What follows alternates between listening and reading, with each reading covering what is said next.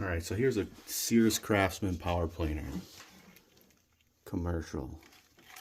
It's old and heavy, but it still works. The model number is 315-17320. You can see it's just covered in pitch, but look at the shape of these blades here.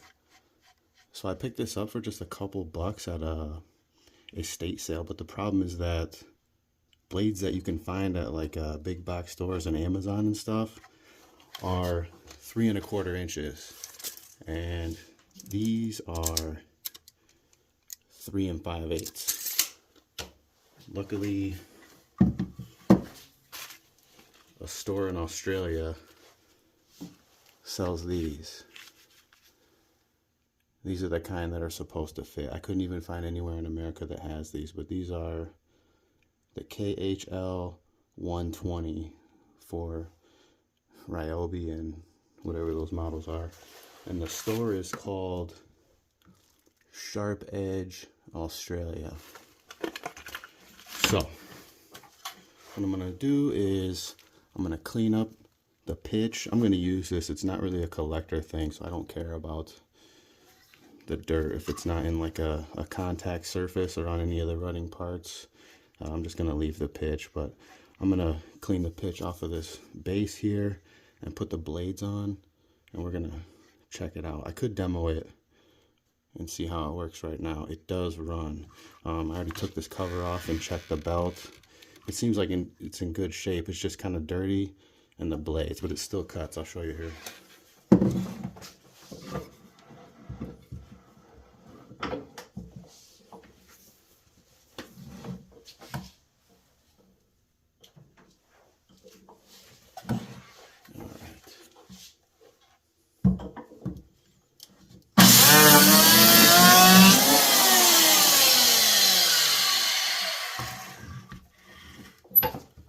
So pretty noisy and streaky, but you could definitely do some rough material removal with this. I'm planning to use this for like trimming door edges and doing gradual tapers on trim parts and stuff like that. So it's gonna need some sharp blades. So I'm gonna change the blades and then we'll try it again. Okay, so putting new blades on here was not very easy. I was able to find not the exact manual, but one that's close enough. It's for the last 3 numbers are 321 instead of 320, but they reference a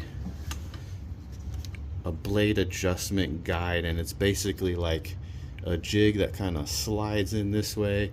You press the blade up to the jig and then tighten it down. I don't have that, but there is a way that you can do this without that jig, and it's basically like setting up a jointer if you know how to do that. This is basically an upside down jointer. Here's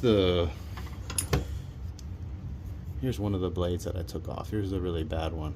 Now luckily these have some adjustment, and so I could get this resharpened and keep using it until the slot that this rides in runs out of travel, and then it'll be scrap. But I could get these resharpened. As far as the new ones go, this type, I got 3 sets since I was ordering from Australia. I thought if I was gonna pay for shipping, I might as well be set for a while. So now I have 4 sets of blades. I'm gonna do a test cut with this thing, and then I'll kind of show you how to set it up if you don't have that jig.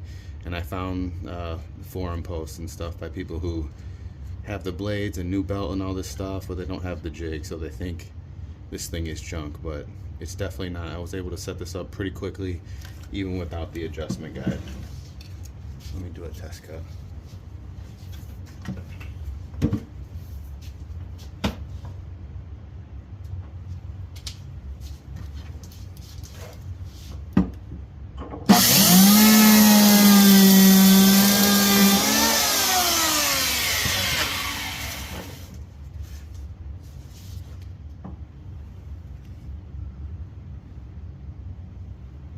Look at that, smooth as glass.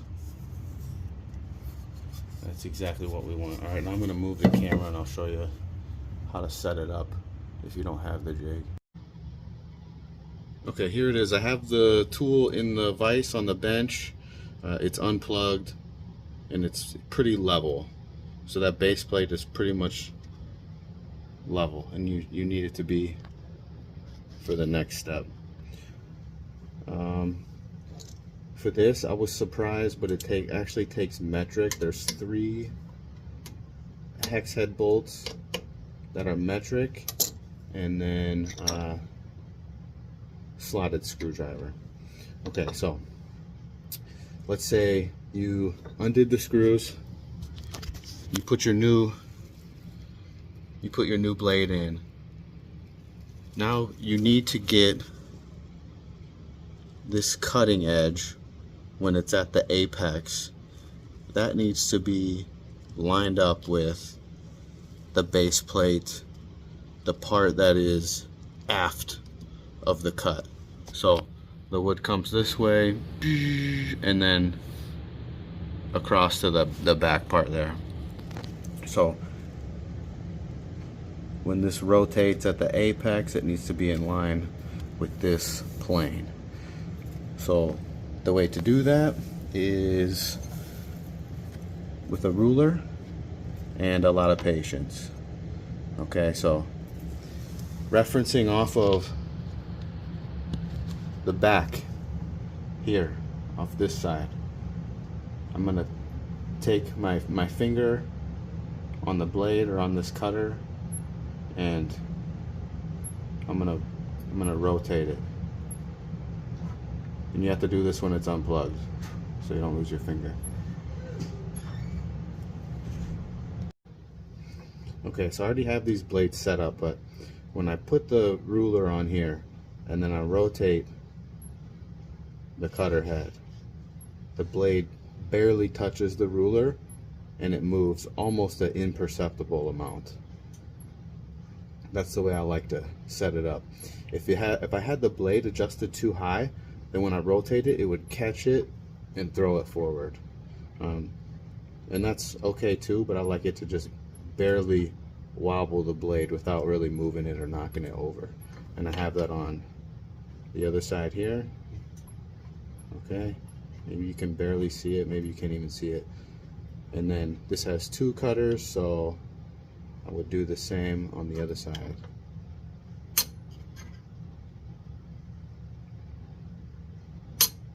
Okay, so it's just barely moving it. See how it moved it just a tiny little bit. To get to that point, what you do is you take these bolts, you put the blade in, and you adjust them so they're just snug enough that the blade stays where it is and doesn't move on its own, but loose enough that when you push the blade all the way down to start, you can slowly creep up on it by getting the screwdriver in there and kind of wedging it up just a tiny bit. And then you would come back, check the height. If it's not moving the ruler at all, then you come back, wedge it up a tiny little bit, and check it again. And you do that for one side, the other side, and when it's good, tighten them down really tight. Check it again, make sure nothing moved, and then go to the other one and do both sides, the left and the right.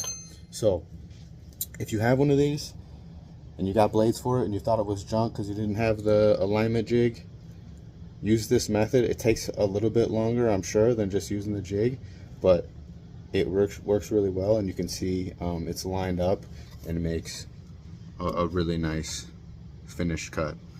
So I hope that helps somebody.